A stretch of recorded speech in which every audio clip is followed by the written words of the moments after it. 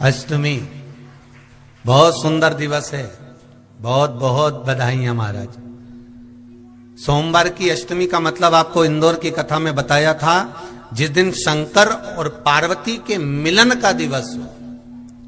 और केवल एक माता पार्वती के अकेले मिलन का नहीं, 64 योगनिया तक भगवान शंकर से मिलने के लिए आती है। जिस लड़के की शादी नहीं हो रही हो, सोमवार की अष्टमी पड़ने पर एक लाल फूल चंदन में लगाकर, जहां पर अशोक सुंदरी का स्थान है, उस अशोक सुंदरी वाले स्थान पर ले जाकर, अगर सोमवार की अष्टमी पड़ने पर लड़का या लड़की जिसका विवाह नहीं होता वो चढ़ा देता है, मात्र 3 महीने में उसका विवाह पक्का हो जाता है। मात्र 3 महीने। अशोक सुंदरी का स्थान शिव। बहुत तकलीफ है और नहीं हो रहा काम, बहुत दिनों से लगे हो, नहीं हो रहा। हरा मूंग ले जाओ। मूंग के दाने तो रहते हैं घर में, केवल 31 मूंग के दाने लेकर जाइए, 31 चावल के दाने लेकर जाइए और 31 ही बेलपत्र लेकर जाइए। जिस दिन सोमवार की अष्टमी हो, कौन से दिन?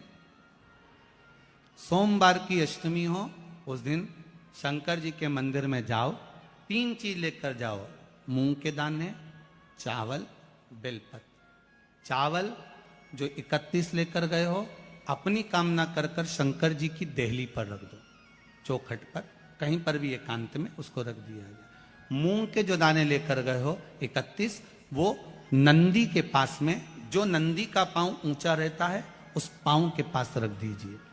और जो 31 बेलपत्र लेकर गए हो, वो 31 बेलपत्र अशोक सुंदरी वाली जो जगह है, आपको पहले बताया है कथा में, अशोक सुंदरी जी का स्थान, ये शिवलिंग, ये जलाधारी जहां से पानी बहता है, उसके बीच में एक मोटी सी लाइन होती है, जो शंकर भगवान की छोटी लड़की अशोक सुंदरी का स्थान है।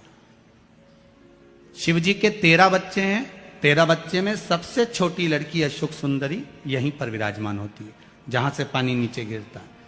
प्रत्येक शिवलिंग के सामने एक मोटी सी लाइन होगी, उस मोटी सी जो लाइन है अशोक सुंदरी, वहां पर जो 31 बेलपत्र लेकर गए हो, अपनी कामना कर कर पीला चंदन, लाल चंदन लगाकर उस पर समर्पित करते जाओ। उसकी डंडी जहां से पानी बहता है उस ओर होना चाहिए। आप निवेदन कर कर देखो, एक सोमवार की अष्टमी पर कर कर देखना, दूसरी सोमवार की अष्टमी आएगी, अपने आप आपका काम हो गया होगा।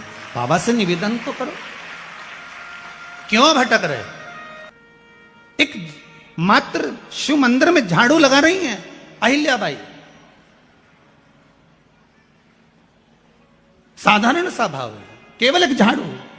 कई लोग कहते हैं महाराज जी, आप कहते हो मंदिर में जाकर झाड़ू लगाओ, पोछा लगाओ, तो जो हमने मंदिर में रख रखा है, स्वीपर आदि कादिक जो भी सेवा करने वाला है, काम करने वाला है, वर्कर है, वो कर रहा है, तो हम क्यों करें? अरे भाई, एक बात याद रखना, आप सबसे पूछना चाहूंगा, आप लोग कहते हो कि मंदिर की सफाई जो वर्कर रखा है उसे करना चाहिए, मंदिर की सफाई जो पुजारी रखा है उसको करना चाहिए। मैं आपसे पूछना चाहता हूं कि आपके घर में जो तिजोरी है, दिवाली पे उसकी सफाई कौन करता है?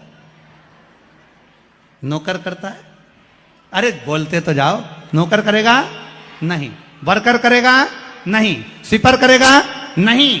तिजोरी की सफाई कोई दूसरा नहीं करता, तिजोरी की सफाई हमें करना होती है। उसी तरह मंदिर की सफाई ना पुजारी करे, ना कोई वर्कर करे, जो दर्शन करने जाए वो करे, क्योंकि ये तिजोरी है हमारी, ये तिजोरी है हमारी, यहां से हमें मिलता है, ये मेरा देव अधिदेव महादेव देता है। और धतूरे का फूल,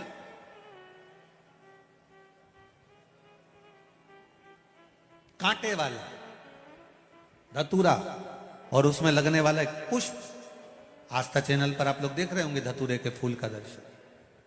धतूरा और धतूरे का पुष्प, छोटा सा पौधा है, ज्यादा बड़ा नहीं है, कांटा लग रहा है, धतूरा लग रहा है, और उसमें भी साधारण धतूरा नहीं, जिस धतूरे के नीचे की डंडी लाल कलर की होती है, अगर वो सोमवार की अष्टमी को देव अधिदेव महादेव को समर्पित करी जाती है, तो उसके घर में कभी संपदा की कमी नहीं होती है।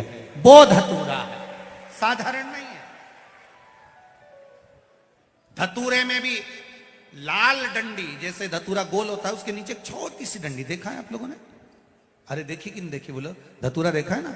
धतूरे के अंदर एक नीचे छोटी सी डंडी होती है, जब तोड़ोगे तो वो डंडी का कलर अगर लाल है, वो डंडी का कलर अगर लाल है, और कभी हम तो कहेंगे जैसे बड़ी बीमारी जिसको हो जाती है, लीवर, किडनी, कैंसर आदि आदि बड़ी बीमारियों से जो जूझ रहा होता है, प्रयास करो, प्रयास महामृत्युंजय का जाप कर कर, महामृत्युंजय का स्मरण कर कर, एक लाल डंडी का धतूरा प्रयास करना, एक धतूरा मिल जाए या 5 धतूरे मिल जाए किसी भी एकांतेश्वर महादेव पर, जो शिव मंदिर एकांत में हो, जहां कोई जाता आता नहीं हो। वैसे तो अब बहुत मुश्किल है कि ऐसा मंदिर मिल जाए जहां कोई जाता आता नहीं हो, पहले की बात दूसरी है, अब बात दूसरी है।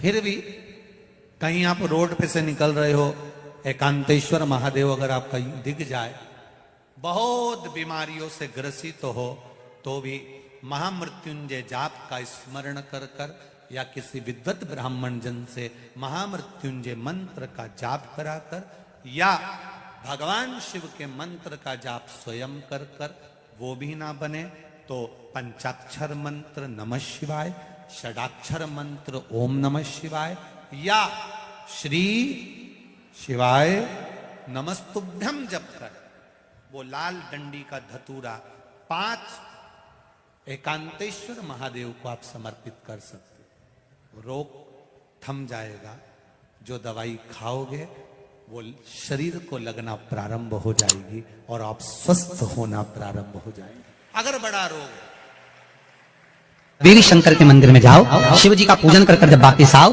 तो शंकर भगवान के मंदिर में जो बाहर नंदी बैठता है उसके कानों में ओम नमः शिवाय बोलकर अपने मन की कामना उसके कानों में बोलकर आप आ जाइए, आपकी कामना 3 महीने में पूरी हो जाती है।